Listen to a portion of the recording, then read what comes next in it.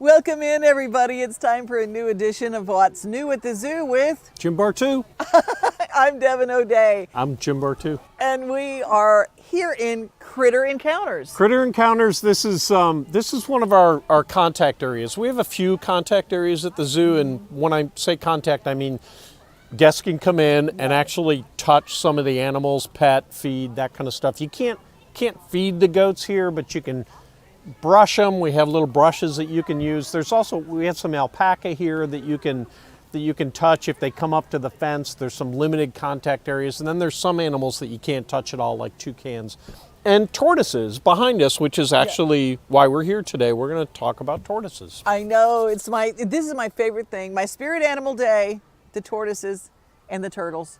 And yes. I love it. I love it. Yeah, they're fantastic. You're going to love them. And of course, we're here in Goat Central, which, you know. That's right. Yeah. Yeah. When this place opened, I wanted to call it Goat World, but nobody bought that into that idea. Nobody sees my vision. They don't. They just don't. By the way, your social media game has upped in the. If you have not been watching this man on Instagram with the Nashville Zoo, it's so funny. I had my team come to me and said, "We've got this idea," and I was, at first I was like, I don't know, I'm a little beyond that kind of stuff. Oh, no, you're not. I had to trust my team, right? Trust my team. These guys know what they're doing. These guys are social media experts, so I have to trust my team, and that's what I did. And yeah, it came up. People liked it. We'll just leave it at that. Follow, subscribe, share. It is so great. You've got to go to Instagram.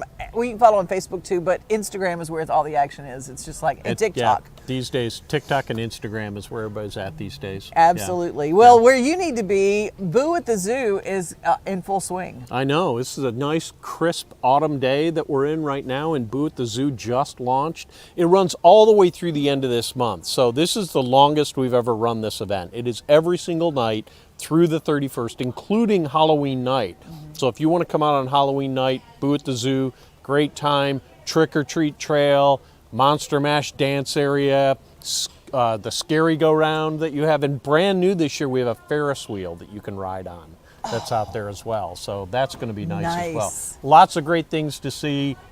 My favorite, Gordon, the talking pumpkin, right? So you get to come out and talk to Gordon, and he can see you, he can talk to you. He's a talking pumpkin. I know, it's so much fun. I love Boo at the Zoo. And coming up, Zoolumination. Zoolumination, that's right. We have it. It starts on November 14th.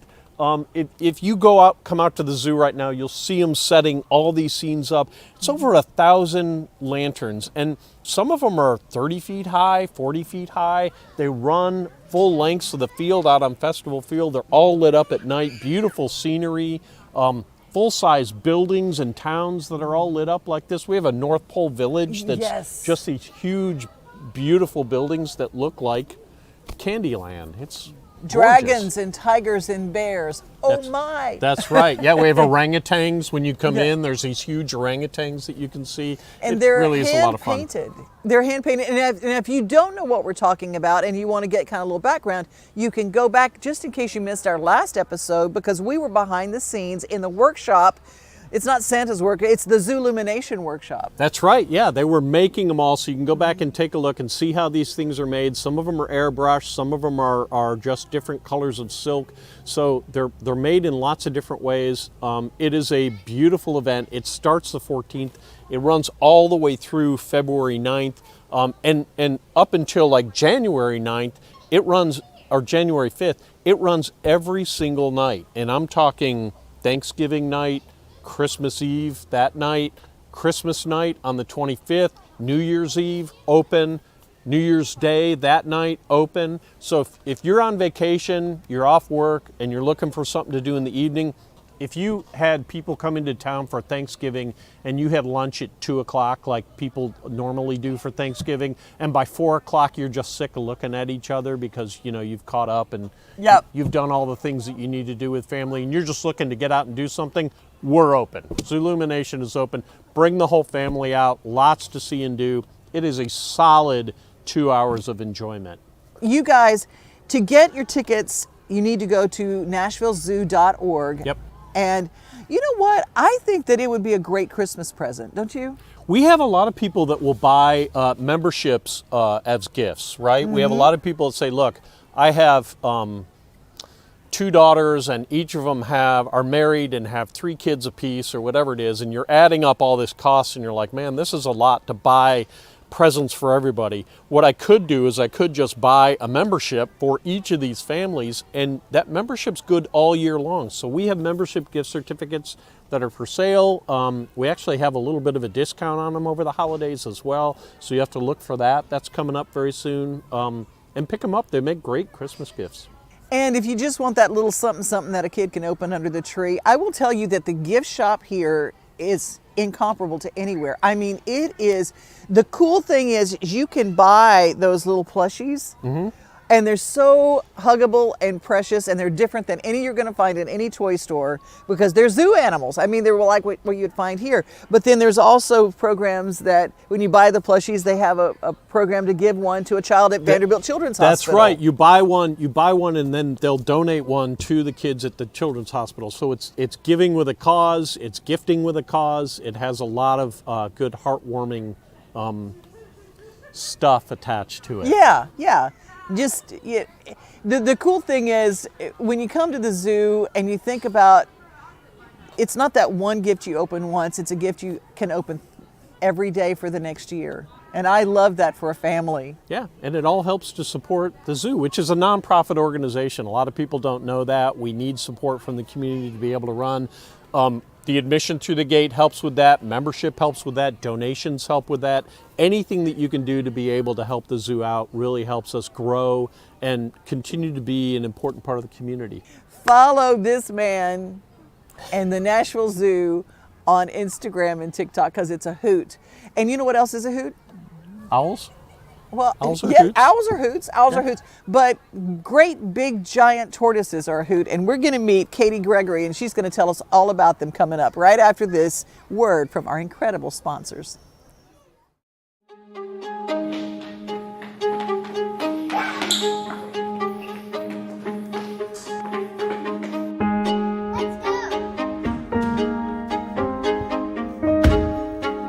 You girls having fun? Yeah, I'm going to key of my own pretty soon. Me too. Good night, Kia guy. Good night.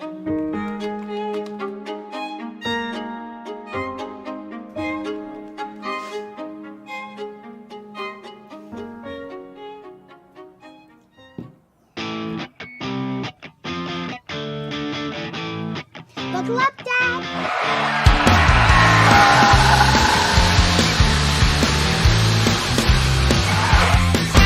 Are we there yet? At Kia of Murfreesboro, we're here whether you're ready or not. So Busy Bee is a very close-knit family.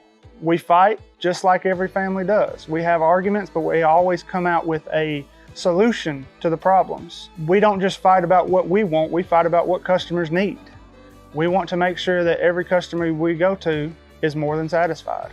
And that doesn't just start whenever we show up at their door, that starts when we show up every day at work. We want to make sure that we are serving our customers to the best of our ability. We are in Critter Encounters, and we're going to encounter some critters. We have Katie Gregory with us. How about it, Jim? Oh, I know it. She's just one of my favorite people here at the zoo. She takes care of all the turtles and the tortoises. And the tortoises is actually what we're talking about today. They're behind us here. And there's 4 of them in this exhibit, but they're not all the same species. Tell us a little bit about that. That's right. We've got 3 Aldabra tortoises, and then we've got 1 beautiful Galapagos tortoise, Miss Darwin. I wondered if you had a Galapagos tortoise. Yes. Tortoise is my spirit animal, so I'm really excited about this segment. Yay! Good. I love tortoises too. What's the difference in a turtle and a tortoise? I mean, I know that's the question that, A lot of people, yes, want to know. So tortoises are the ones you're going to find most of the time living on the land. And then turtles are the ones that are going to be kind of cruising around in the water. So they're built a little bit differently. So tortoises have those big elephantine, really stocky legs to be stomping around on the ground. And then the turtles are the ones that are going to be real streamlined shelled, and they're going to have flippers so that they can cruise through the water. So they're just built a little bit differently to adapt to which either land or water that they need. Okay, Galapagos turtles are down on an island, so can they swim? They can't necessarily swim, but they can float. It's really neat. Their lungs lie on the very top of their shell, so they can inflate their lungs and use it kind of like a life jacket, and they'll float in the water. They don't necessarily get good traction with swimming because they don't have the right feet for it, but they can float in the water just a little bit. So that is the coolest thing ever. What's their favorite food? What's their favorite food? Their favorite food are strawberries. That's their favorite thing. They'll do almost anything for a strawberry. So, yes. What is their diet every day? Because they can't just eat strawberries. About 80% or more of their diet is either grasses or hays, like the roughage stuff. And then we'll give them dark leafy greens like kale, collard greens, and that sort of thing. And then just a very small amount of kind of root vegetables. So they get some carrots and sweet potatoes and some squash kind of as a gourd that they can have. Are they fairly active throughout the day, or is there a better time for guests to come and see them? Usually during feeding time, and that's usually kind of mid-afternoon or right when it starts to get the warmest. We try to give them their food when it's really nice and warm. See, my spirit animal, just like me. And one other really fun thing is they can sleep 16 hours a day. So that sells me on it right there. I think I could probably do that too. Yeah. Give it a little practice. Yeah, eat, sunbathe, and then sleep. There we go. It sounds fantastic. And we're getting into kind of a chilly season. Is there what are the parameters for them to be outside? Obviously, it might get because they're down in the Galapagos Island. I'm assuming that they're kind of a warm weather. Yes, yeah.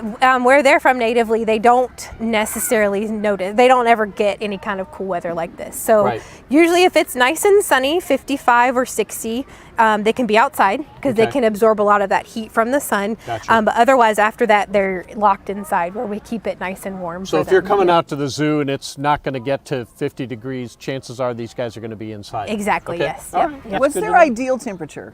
80s. Okay. 80, 90 degrees. So their little turtle house, their little tortoise house. Yes. Around 80 degrees. Yes. House. Yep. Yeah, they have a heated floor that stays nice and toasty. Ooh, nice. They have heat lamps and a heater in the window. It stays really nice and toasty. Jacuzzi? Do they have a jacuzzi? They don't have a jacuzzi. TV? Any TV? No. Okay. I would be in the jacuzzi with them if I had one. Okay, well, so you brought up jacuzzi. Do you have to bathe the tortoise? Do they like to have their shell scrubbed, or? They do. They love it. They love having their shells scratched. And then if there's water involved, they're all about it. They love it. Now tell us a little bit more about that, because when you look at a tortoise or even a turtle, hard shell, you think, oh, there's no way they can feel anything on that shell. It's a nice hard shell. Right. Is that the case? And if not, why is that the case? So no, they can actually feel really well through their shells. Their shell is basically just an extension off of the spine. So it's a bone, and all of their nerve endings, blood supplies, organs, all kind of connected or touching the shell in some way. So when you do scratch them on the shell, they can definitely feel that, and it's very sensitive. Wow. Are they affectionate? They are, well, mine are. I think most. It's how you train them. Yes. I think it just kind of depends on if you interact with them all the time. Like we interact a lot with our giant tortoises because we can go in with them.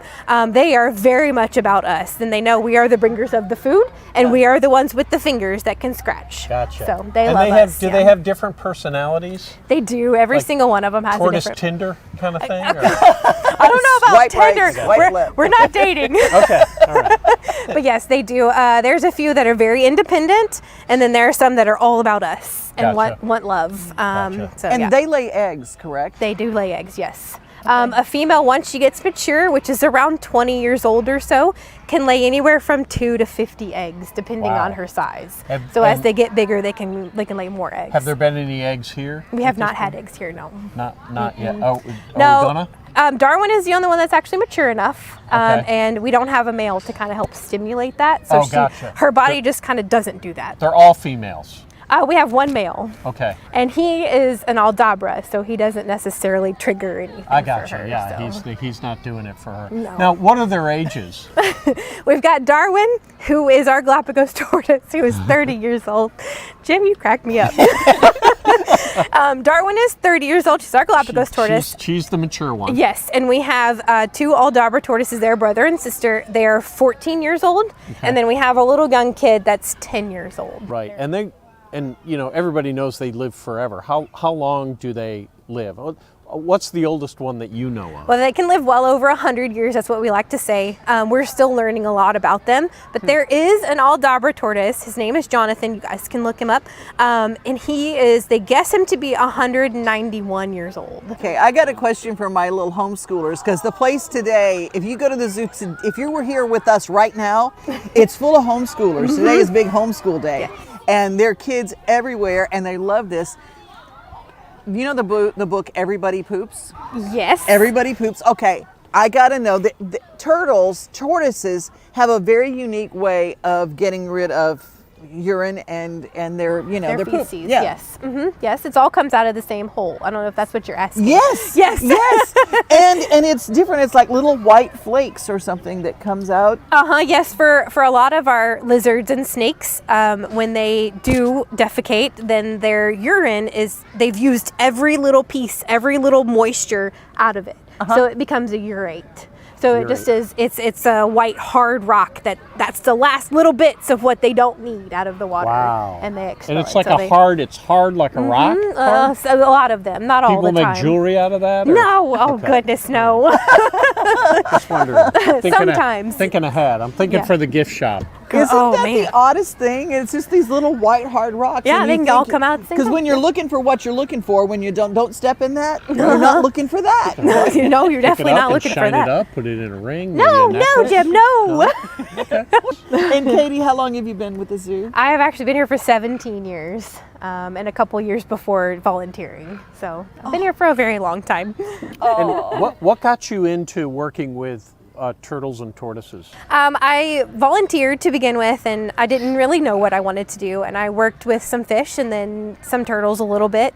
And the lady that kind of was my mentor when I was a volunteer, she worked with the turtles. And I just kind of fell in love with what she did and how she taught me all of her things, and just kind of where I fell into it. And did you have a background in animal sciences? Did you go to school for this? Or? I did. I have a bachelor's in environmental science, so it's a little bit more on the conservation side. But yeah, it's a lot of animal based. You were pretty instrumental in the alligator snapping turtle Yes. Head Start project. And for people that don't know, a Head Start project is basically where an organization will raise animals from very young and then release them a little bit when they're a little bit older back into the wild. Right. And we did this in relationship with the TWR, yes, Tennessee Wildlife Resources Agency. Yes, yep. And why? Because when people see out in the wild, you see snapping turtles all the time when you're out in the wild. Like sometimes you see them on the side of the road.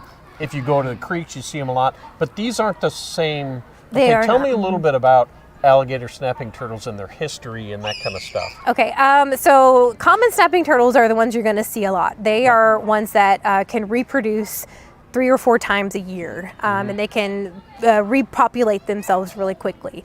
Alligator snapping turtles are a lot larger. They're a larger species. They will only reproduce once a year. Right. So if they're hunted or predated on, then it takes a lot longer for their species to regenerate, to back up. Gotcha. So they just needed a little help. They were a species of concern towards that the TWA deemed that needed a little help. And they were decimated over time. People were capturing them and eating them. Because they didn't know. Were a food Yes, source, exactly. yeah. They didn't know the difference between the commons and the alligators, and they didn't know that was the problem with the alligator snapping turtles. Are the And also they're alligators the one bigger with too. the long neck that can like comes out of the shell? Both, and, yes, both of them. Yeah. They have kind of a ridge they kind of have a ridge on their shell, right? They Like have the three ridges yeah. that go along the back of the shell, yes. Yeah, so that's kind of how you tell the difference between. And then the commons were a little bit smoother on the top. Actually, coming up next, I believe we have a box turtle. Yes. So we have a box turtle we get to next, meet so one we're in going to get to person. see one and talk a little bit about the difference between box turtles and these giant tortoises Behind us. Yep. That's yep. right. Yep. Well, thanks for Yeah. thanks for being Of out. course. Thanks for having me. Thank you. We'll be right back. So Busy Bee is a very close-knit family. We fight just like every family does. We have arguments, but we always come out with a solution to the problems. We don't just fight about what we want, we fight about what customers need. We want to make sure that every customer we go to is more than satisfied. And that doesn't just start whenever we show up at their door, that starts when we show up every day at work. We want to make sure that we are serving our customers to the best of our ability. He shoots and he scores!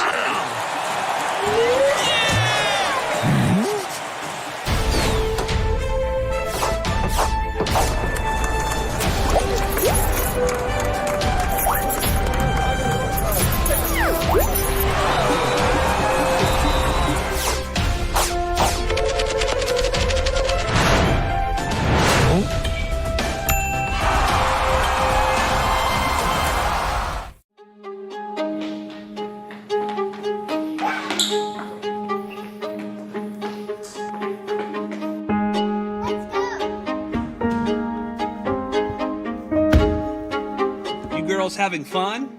Yeah, I'm getting a key of my own pretty soon. Me too. Good night, Kia guy. Good night.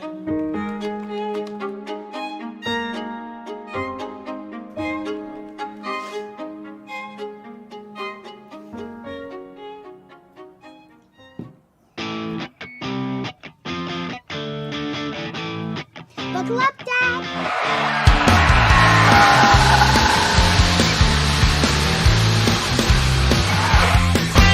Are we there yet? At Kia of Murfreesboro, we're here whether you're ready or not.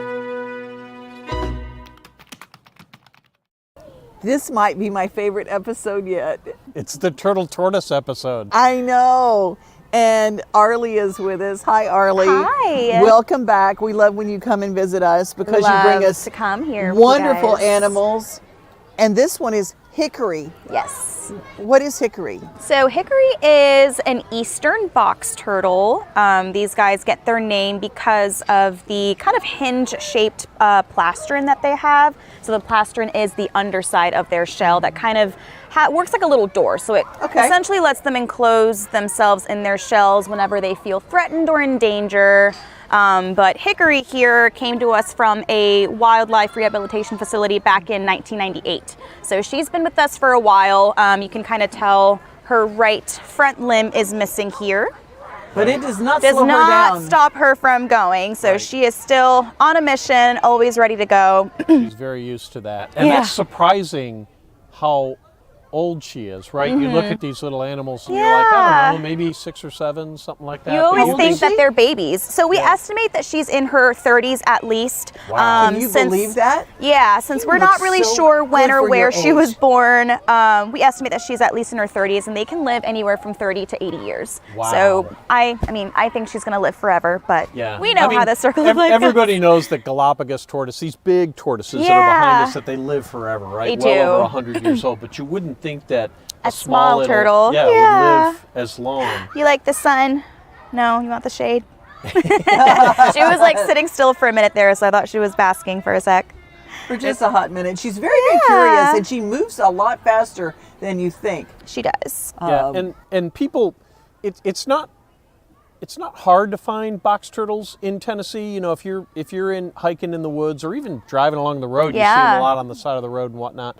But they're actually threatened. Tell me a little bit about that. Yeah, so the IUCN classifies these guys as a vulnerable species, and it actually is mainly due to being hit by cars. Gotcha. So what's happening now with like urbanization increasing, lots of buildings and apartments and homes and everything being built, their habitats are getting fragmented. But that doesn't really change their territory. It doesn't really change, you know, how they see their environment. So they're still going to keep trying to go to the same areas that they are familiar with. Right. And oftentimes they end up getting run over by cars because, you know, they don't know a car's coming. And Right. so we like to say that the best thing to do if you ever see a box turtle kind of walking in the middle of the road, always pick it up and put it in the direction that it's going towards. Yeah. Just because if you try to put it back where it was coming from, chances are it's going to want to go back that same Turn way around and go back over have the a higher road. chance of getting run over. So Gotcha. always just pick it up very gently and place them on the side of the road that they're going towards so that they're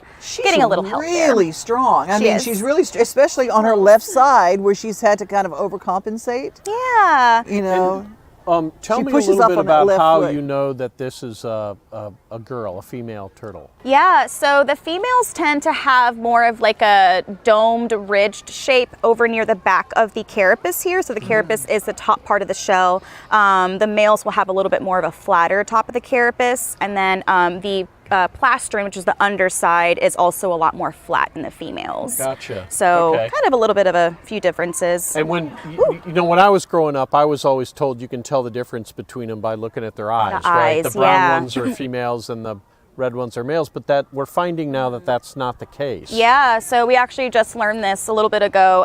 Their eyes can actually change colors throughout their lives based off of like whether they're breeding, or whether there's like an infection in them that they're trying to fight. So they'll have either lower, high white blood cell counts, whether they're fighting an infection or not. Right. So this is very new interesting. stuff we're learning. We're learning Yeah, very recent more research. about these animals. Yeah. what does she like to eat? What's her favorite food? These guys are opportunistic omnivores, so in the wild, they'll kind of just eat whatever they can come across, lots of plants, mushrooms, seeds, fruits. Here at the zoo, we give her a pretty good variety of some of both. So she gets some shredded lettuce and some shredded carrots, and then she loves her bugs, so she gets some earthworms, some mealworms, some crickets every now and then too. But she also likes, we give them, what's it called? Sometimes they'll get like little treats, like little bananas or little So you're blueberries. talking about it and she's Yeah. like moving toward her Yeah, going, she's hey. like, I want some. I want some. I just wondered, if they find animal protein out in the wild, would they? They can, yeah. It would mainly be insects. Okay. They love to eat insects, but I'm sure that they would eat other types of Like protein if fish they or had the something chance. like that, Yeah, yeah. especially if they're Fantastic. living near water. I don't think that they would like seek out water purposely, but they're not gonna not be around it if they have the setting there. So I'm Gotcha. sure She is they'll a catch some fast small little fish if they mover. can. And Crazy. guests, if guests were to come to the zoo, could they see this particular animal? So not on exhibit. I don't believe we have any on exhibit, but we do have wild box turtles that kind of just roam around freely on zoo grounds. Right. And if people wanted to see her, she would be like go to classrooms. Yeah, so she is one of our education animals that we do bring out for special educational encounters around the zoo. You might see her out for some of our special events and programs like Boo at the Zoo that we do here on grounds. So we just like to bring her out and teach people about them and the importance of them in their ecosystem too. That is just fascinating. I know. Thank you so much for being part of our course. show. Thank you for having me and Hickory. This literally goes down as my favorite episode ever. I think I mean, Devon, the goat was the one before this, but I think the- Devon's going to take Hickory home. You better keep an eye on him.